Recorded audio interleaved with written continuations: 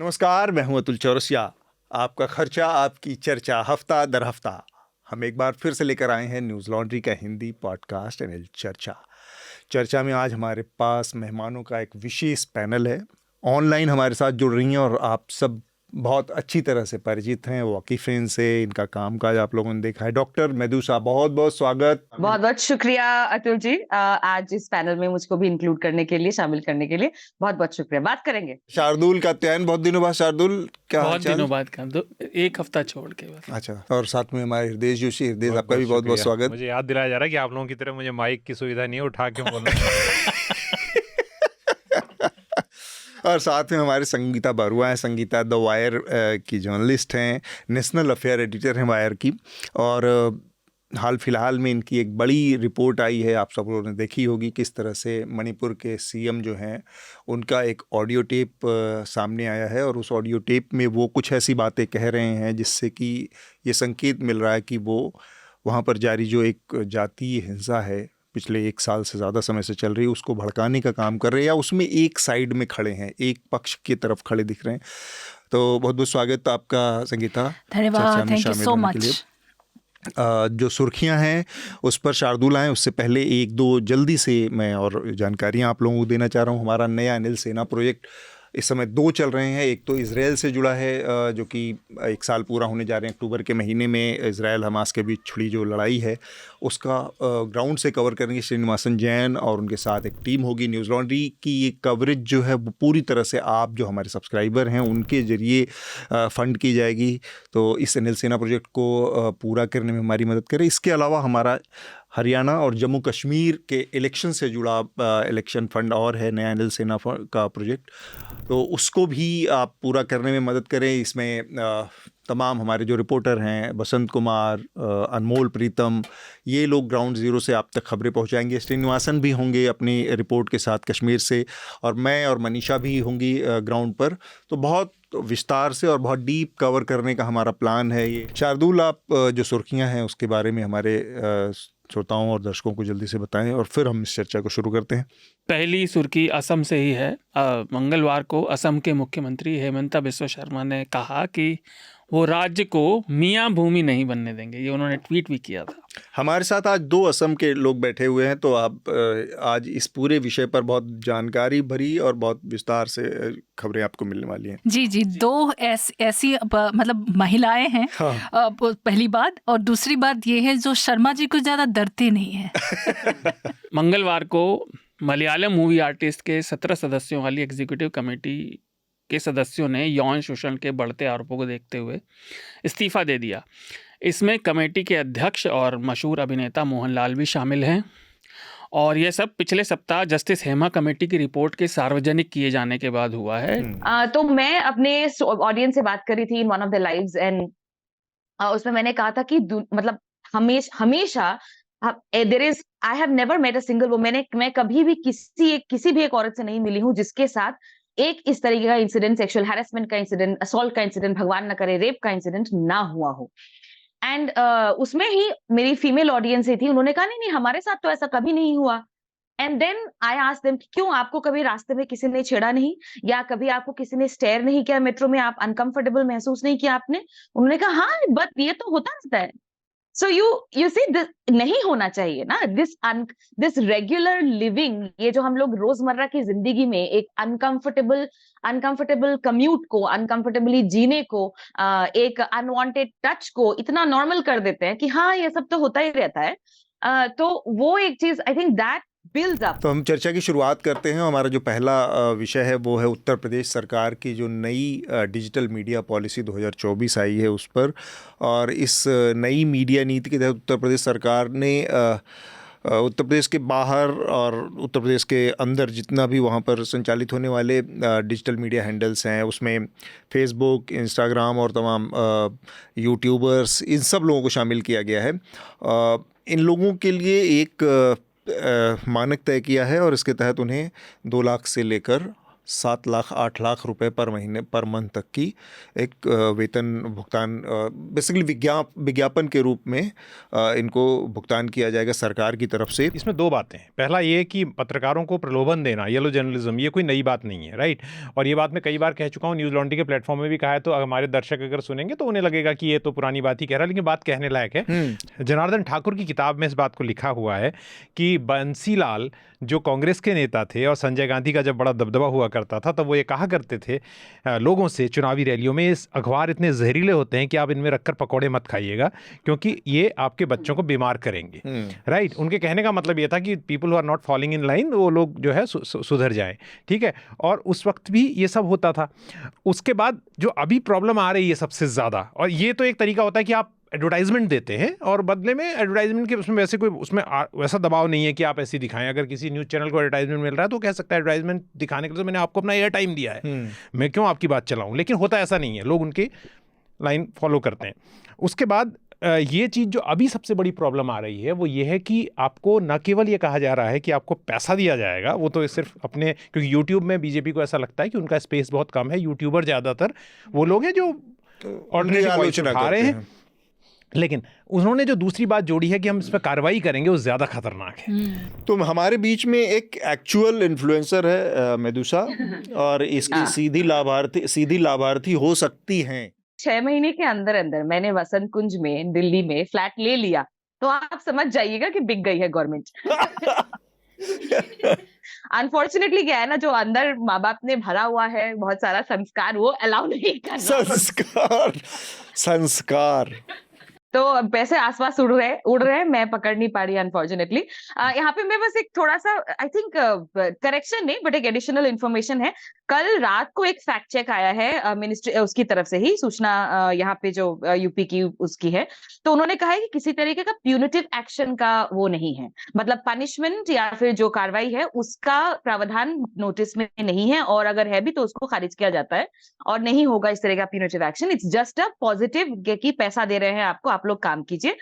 हाँ, जिन ऑर्गेनाइजेशंस को पैसा दिया गया है, जिन एजेंसीज को या जिन इन्फ्लुएंसर्स को पैसा दिया जा रहा है, अगर वो पैसा लेने के बाद भी कुछ एंटी गवर्नमेंट ट्वीट करते हैं या if ill intent is the word which they have used, ill intent show करते हुए वो कंटेंट बनाते हैं, तब उनके खिलाफ कार्रवाई होगी। रैंडम जैसे मैं हूं, मैं उसमें रजिस्टर्ड नहीं हूं, अगर मैं कुछ anti so called anti national बनाती हूँ कंटेंट, आपका इल इंटेंट होना चलेगा अगर आप पैसे नहीं ले रहे हैं तो। हाँ, मेरा इल इंटेंट होना चलेगा, वो मुझको दूसरी तरफ से पकड़ेंगे, मुझको यूएपीए से पकड़ेंगे या कुछ और से।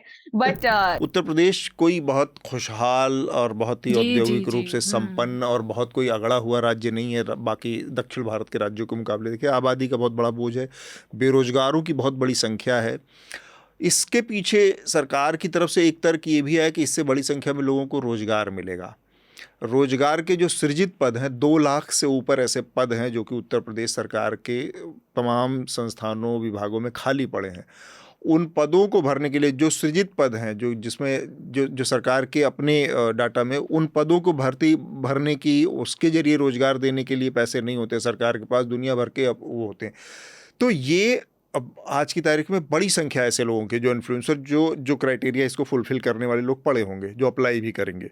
इतना ये पैसा सरकार के बैलेंस शीट को नहीं बिगाड़ता, और जो लोग सरकार की नौकरियों की उम्मीद करते हैं, उन सरकारी नौकरियों को एडहॉक पे कर देना, उनको परमानेंट नहीं करना या उनको भरना ही नहीं, कॉन्ट्रैक्ट पे डाल देना, बैकलॉग में डाल देना, हर डिपार्टमेंट कमोबेश अपनी क्षमता से आधे लोगों से चलाना, ये सारी चीज़ें हैं एक प्रायोरिटी के लेवल पर जो एक बड़ी समस्या की तरफ इशारा करते हैं कि इतनी बड़ी संख्या में पैसा, और थोड़ा पैसा नहीं दिया जा रहा है। मुझे लगता है कि इस देश में ज्वाइंट सेक्रेटरी और उस पद के लिए जितने पैसे हैं उससे ज़्यादा पैसे यहाँ पे दिए जा रहे हैं इन यूट्यूबर्स और इन लोगों को। भारत सरकार के जो सेक्रेटरी और ज्वाइंट सेक्रेटरी के पद पे जो अधिकारी हैं क्लास 1, उनसे ज़्यादा पैसे का प्रावधान है। यूपी सरकार हमेशा कह रहे हैं कि अनएम्प्लॉयमेंट रेट कम हो रहा है यूपी में, लेकिन अगर आप देखें 2018 में मेरे ख्याल से वो टीचर्स पोस्ट का आप देखिए, कम पोस्ट थे और जिसने अप्लाई जो किया वो लाखों में थे, 4 लाख से ऊपर 4 लाख से ऊपर है। तो उसके बाद अगर आप 20 आई थिंक ये जो गांव पंचायत का भी कुछ ऐसे पोस्टिंग्स आए थे, उसमें भी आप देखेंगे 7 नियरली 800 कुछ लोग लेकिन हज़ारों लोगों ने अप्लाई करी। ये तो अभी जो ये 25 तारीख को होने वाला है, 24 को ये जो होके गया है अभी, ये कांस्टेबल वाला पोस्ट है ना, तो इसमें तो 48 लाख लोगों ने हाँ, वो किया है। 48.2 उससे लाख ज्यादा लोगों ने कैंडिडेट्स, नौकरियां कितना है? 60,244। आसपास। तो इसका मतलब है 80 कैंडिडेट एक सीट के लिए लड़ रहे हैं। तो बात तो वहां पे आती है, मतलब कि आपका एक्चुअली इतने सारे अनएम्प्लॉयमेंट जो ये है, ये अनएम्प्लॉयमेंट रेट नीचे जाने का कहाँ से इन्होंने ये स्टडी निकाली, मुझे समझ में नहीं आ रहा है। क्योंकि ये पब्लिक को और इनकरेज करने के, देखो अपनी तार्किक बुद्धि को, अपनी क्रिटिकल थिंकिंग को, अपने सवाल पूछने की क्षमता को थैले में डालो और पीछे फेंक दो, ये लो पैसे। सोशल मीडिया पे पैसे खर्च करो, पैसे बनाओ और ऐसे जियो आराम से। कोई सवाल पूछने की ज़रूरत नहीं है, किसी को कुछ सोचने की ज़रूरत नहीं है। और यंग लोग बिल्कुल, जैसा कि अगर थोड़ी सीरियस बात करें, जिन लोगों के पास काम नहीं है, देखिए हम आज भी कह सकते हैं, और मैं इसमें मानता हूँ हम सब प्रिविलेज हैं, लेकिन कोई व्यक्ति अगर 10,000 या 15,000 की नौकरी के लिए तरस रहा है और उसको केवल ये काम करने से, जैसे अतुल ने कहा, छोड़ दिया 80,000, 50-60,000 भी मिलते हैं, तो 50-60,000 यूपी के या किसी भी राज्य के Tier 2 या Tier 3 सिटी में, छोड़ दीजिए कस्बों को, अच्छी खासी रकम है, आपका जीवन आराम से चल जाएगा। अच्छी रकम है, हाँ, है ना।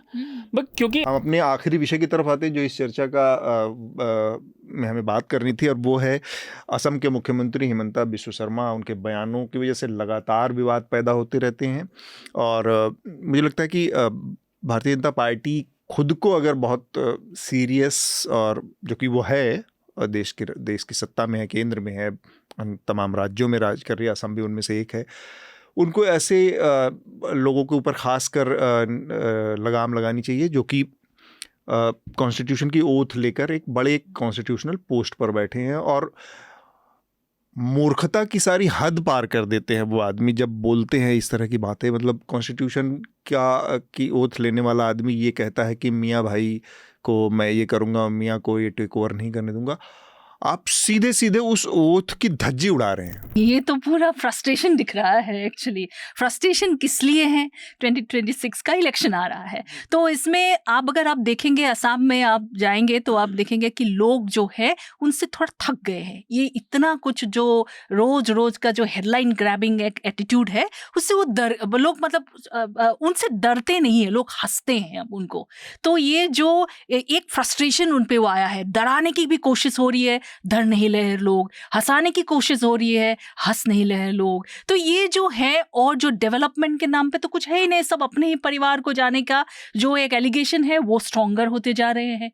तो इनको एक फ्रस्ट्रेशन है। दूसरी बात जो ये है कि पार्टी के ही अंदर आप देखिए ये जो लोकसभा इलेक्शन जो हुआ उसमें जो प्रॉमिसेस किए गए थे कि हम इतने सीट नॉर्थ ईस्ट से लाएंगे, वो मेन हर्ता करता है, वो नहीं ला पाए। तो नहीं ला पाने का बात ये है कि इनका जो मेन जो कनेक्शन है अमित शाह के साथ है, और अमित शाह का डिलीवरी में उस रीजन से कम हुआ है। तो इनका मतलब उनका कद भी तो बहुत कम हुआ है। ये सब की एक कॉन्ट्रीब्यूटरी फैक्टर है। तो उसमें उनको ये सारी चीजों से परेशानी है। तो इसीलिए तुरंत इलेक्शन के बाद उन्होंने बोला कि क्रिश्चियन लोगों ने हमें वोट नहीं दी। पहली बार ऐसे कोई असम का चीफ मिनिस्टर ये सब चीजें कह रहे हैं। लोग हैरान थे वहां, और नॉर्थ ईस्ट के बाकी जो स्टेट्स के लोग जो हैं अगल बगल के, वो बहुत गुस्से में थे कि ये कैसे कह रहे हैं ऐसी चीजें। और मेरे पापा जो है ना, मेरे पापा स्टेट बैंक ऑफिसर्स एसोसिएशन के जनरल सेक्रेटरी थे। तो एक बार उन्होंने ऐसे वो इलेक्शन, उनके जो अपने इंटरनल इलेक्शंस होते हैं उसके समय इलेक्शन के कैंपेनिंग के बाद वो घर आए थे। तो हमारी ऐसी बातचीत हो रही थी, क्योंकि मैं हमेशा से इंटरेस्टेड रही हूँ इन सब चीजों में। तो बातचीत हो रही थी, तो मेरे पापा ने एक टर्म यूज किया था जो मुझे आज तक याद है, वो है नॉनसेंस वैल्यू।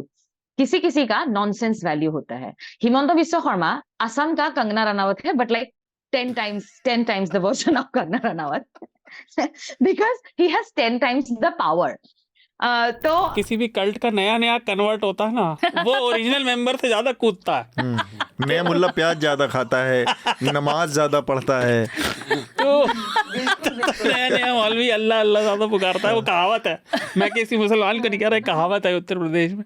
तो बट ये हेमंता बिस्वा शर्मा के ऊपर वो बात साफ दिखाई देती है। वो उन्हें कुछ ना कुछ कहना ज़रूर है, क्योंकि शायद उन्हें अपने वो क्रेडेंशियल पक्के करने हैं। ये बिल्कुल महसूस होता है मुझे, और मुझे इसलिए भी पता है क्योंकि मुफ्त में बस इतना ही।